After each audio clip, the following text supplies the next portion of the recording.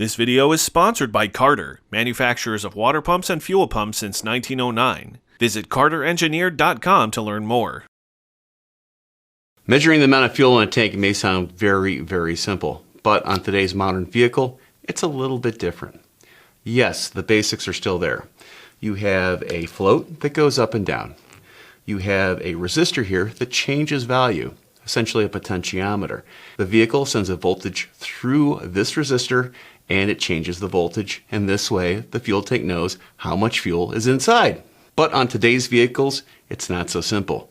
This potentiometer or resistor is not directly connected to the instrument inside the dash. It is done through computers, and it does a calculated fuel volume inside the tank in order to set where that needle is on the gauge. So why is this done? Fuel inside of a tank sloshes back and forth, changes the level. So when a customer goes around a corner, well, on old vehicles, it used to go up and down, up and down. And you could know how much fuel is inside your tank by just jiggling the steering wheel a little bit. But on modern vehicles, well, that needle stays put depending on how much fuel is inside the tank. So the gas gauge will not become a distraction for the driver. In other words, when it has a quarter tank of gas inside, it's not shifting to a half, it's not shifting to full empty as the customer goes through corners and turns.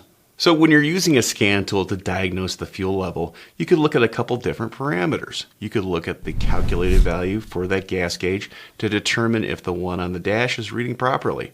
You could also look at the values coming from the potentiometer. In other words, the voltage to that circuit. This way you can ascertain if the circuit is either shorted out or has an open.